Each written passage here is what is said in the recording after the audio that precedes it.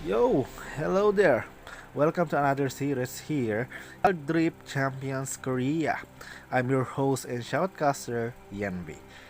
This is my practice shoutcast here in English, full English conversation. So, bear with me if I really don't speak that. I really don't speak that much in English. So, please bear with me if there's some grammatical errors and some really cringy words that I speak with my mouth.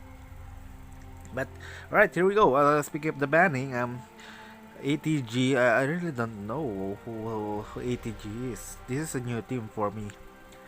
Um, Actually, it's a new team here in Korea, so they are not really well known yet. And since Wild Rift's just starting, this is just the come up or the sprout, the spring of the new bloods of Wild Rift teams. But here in Korea, Wild Rift's really not that big as we know.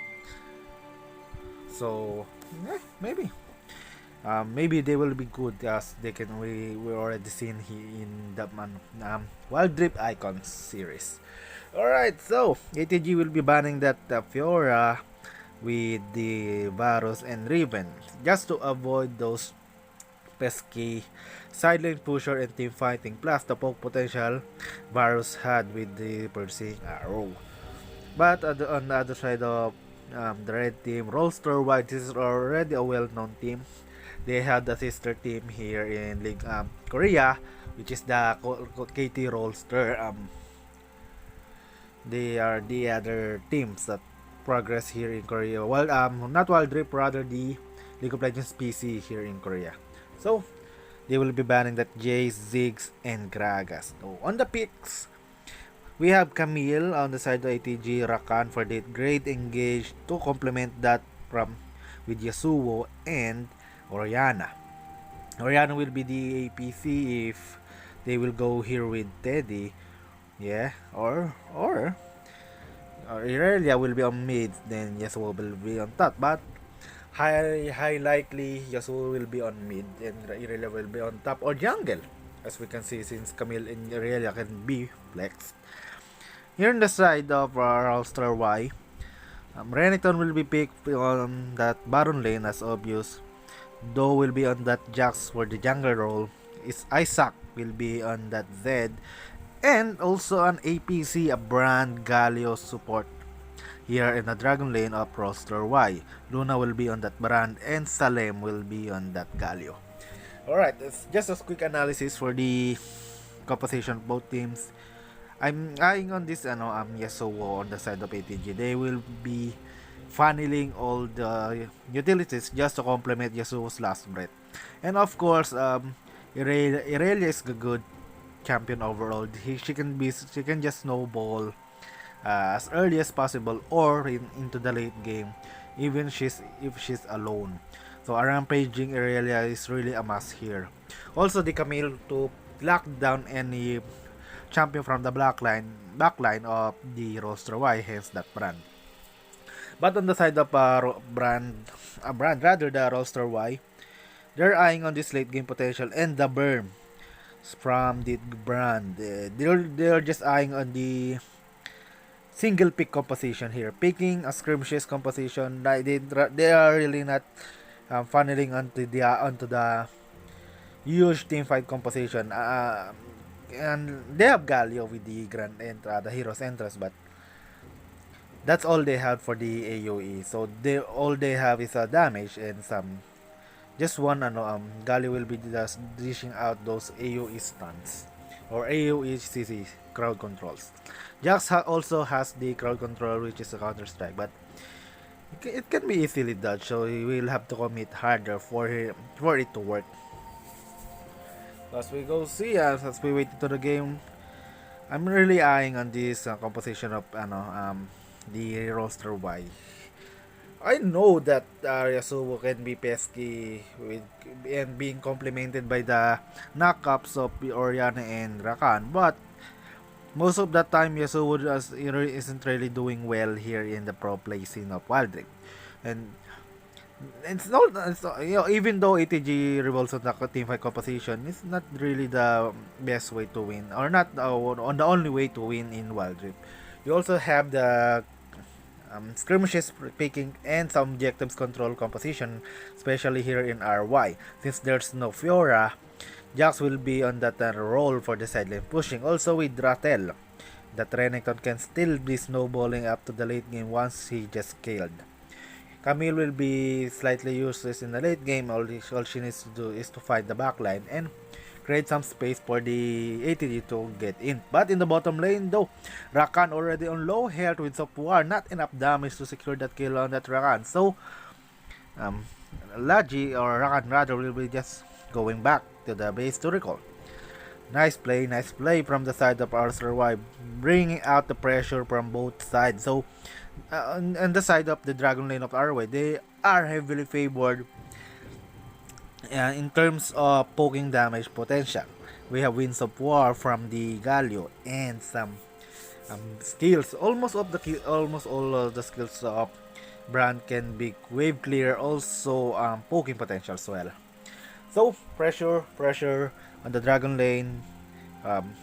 Rolster Y already has the advantage on that, but Rolster Y moving here in the bottom lane. Counter strike from Jax will stun by and flash in Justice Punch and Shield of Durance to lock down that Orianna.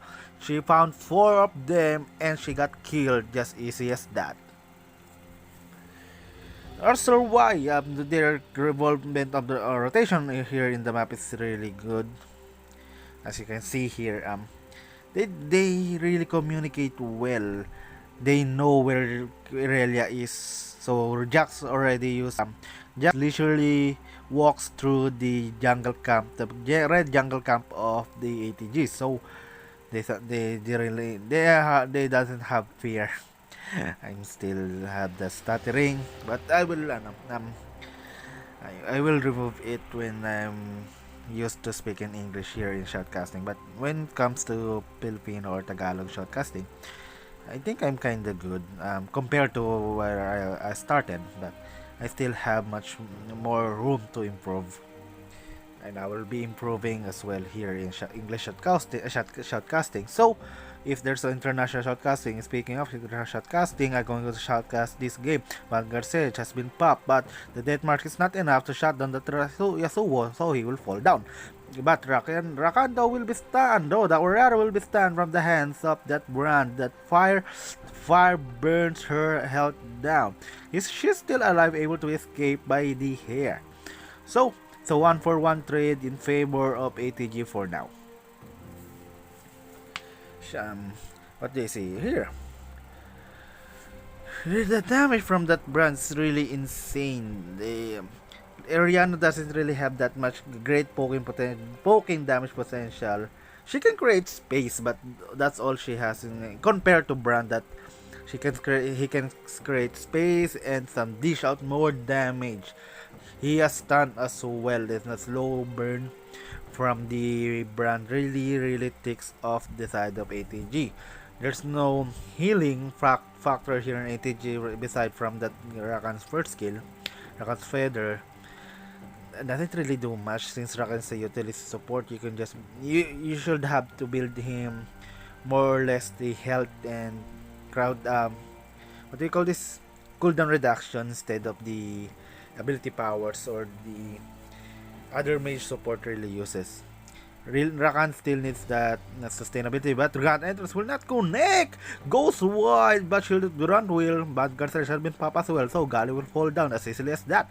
QQQ combo here from Irelia, dash in, but Irelia will fall down the head of the Zed rather, but Yasuo will retaliate and able to kill, but the Pyroplosm, but that Brand was too much. And Camille will fall down on the hands of that Zed as well before he die.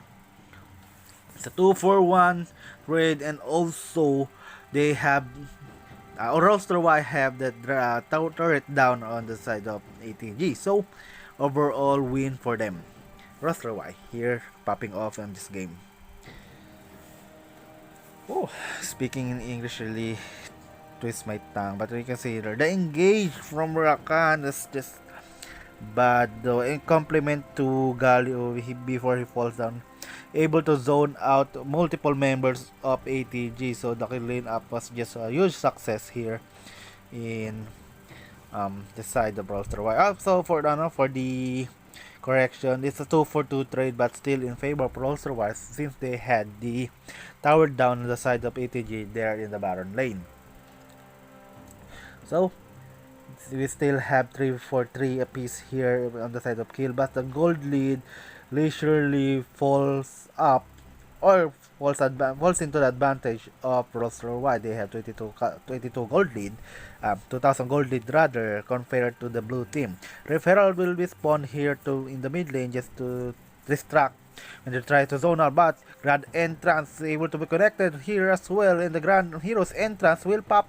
They are already knocked up, and Camille will fall down the hand of that Galio. Stun from Irelia will not really connect, but it's a 1-for-1 trade. Still in favor of Rolls-Royce since they found a turret in the mid lane and they found an opportunity to take this Infernal Drake.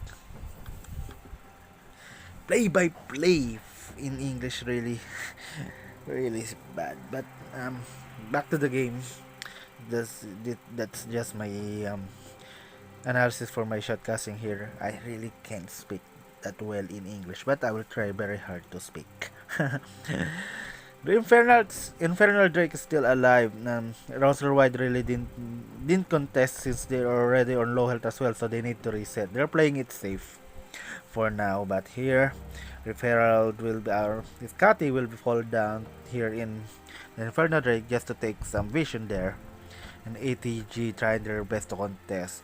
We will have slow and burning Dragon Dance here on this game. It is a both that Infernal Drake is a necessity for both teams, especially for that Renekton and Jax. So easy there. But speaking though, split pushing, Zed will be on that role, and Rolls-Royce really let go of that Infernal, so they will just give it. They will settle on the turrets as well, but I think that's still a good trade. Not bad. This is just a first dragon, but rank up from that Rakan though will connect, and Vanguard's Edge as well. The quickness has been used, but no follow-up from the side of ATG. And Rattel there trying to be his way to safety. Isaac here in the mid lane just to push down some lanes, and I think that's going to be the end or the clash for now. But as we can see here, Rolls-Royce setting up the death rush, but they will just fall push down those lanes and this turret here in the dragon lane. They will move back, and that will be enough for them right now.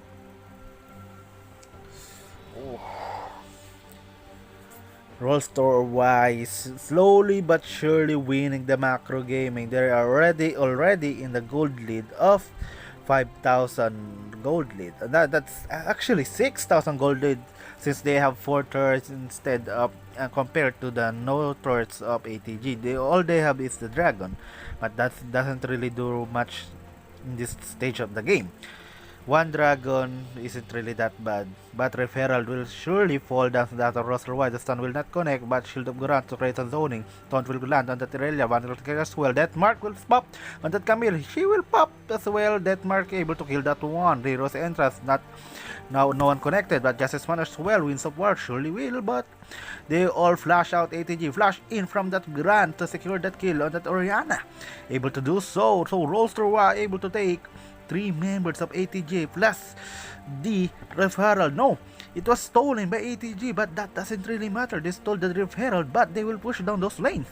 Rolls-Royce able to wield those skirmishes in that Referral. As we can see here, a nice engage from Irelia as well. Vanguard's Edge really popped those ones. Oh, that was beautiful, but Camille easily falls down as the hand. But before they fall down, they already stolen the Referral. So I think mission accomplished. But the great flash in from that brand to secure that kill on Oriana really put the cake on Rolls-Royce win. You have the Referral, so it's just a one-time use, and Rolls-Royce already has the 4 turrets up in your base, so even if you take one, doesn't really do much as well. Rolls-Royce still on the leads. They were winning those skirmishes, those pickings. Although they lose some objectives, just one, the Referral objective, but doesn't really do anything at this point of the game. They're still in the lane. lead. Salem will fall for Salem though. Ooh, Rakan, you're too aggressive. You're too aggressive. Just too front to take a front. I really can't speak in English that much. But the quickness will pop. Surely with the grand entrance. But one last right, not enough to kill that Renekton. But Ultimatum surely will. But flash out from Salem, able to do so. But he will fall down to the hands of that Irelia. But the Pyroplasm, that brand was just too much. They are slowly burning, and Jax is here for the cleanup like a janitor from the dust. And ATG falls down the hands of Roster Y 4-2 in favor of Roster Y as well. They are losing those team fightings that they really commit. ATG, they have a team fight composition, but they really can't find some by multi-man knockout from the Dragon, even from the Oriana. So Yasuo will be forced to use the last right only on one member, Renekton. And he doesn't really, he died in the later stages, but the burn and the cleanup from the Jax just too much, as you can see here.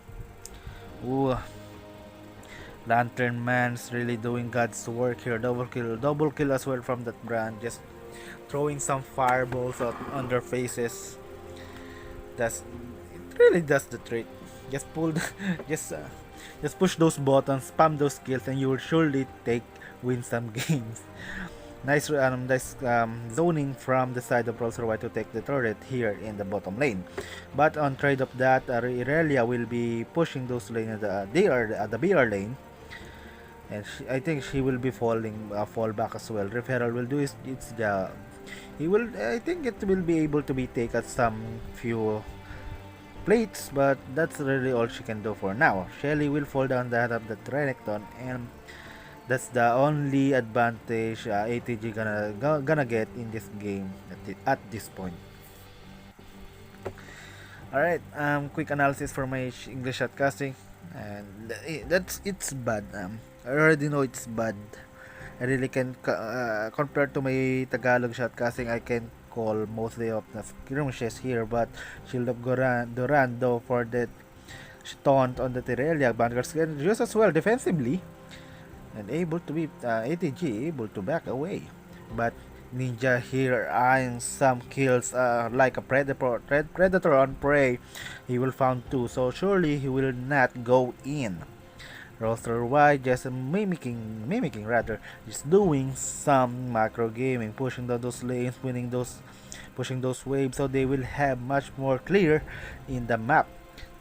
This will open up most of the maps here for Roster Y, and ATG still struggling to defend. If they commit to the 5v5, ATG really needs to come up, or Rakan knockups and Oriana Shockwave must connect to the multi-man of Roster Y, so Yasuo can use his last breath for the total lockdown. But here it is again, Rakan on the front, since he is the only front here on the side of ATG. But Zed, though eyeing on that Camille, doesn't really do well that much. He will not be pushing himself. He's not greedy to push down those Camille. She's already in their turrets, and Isaac will be just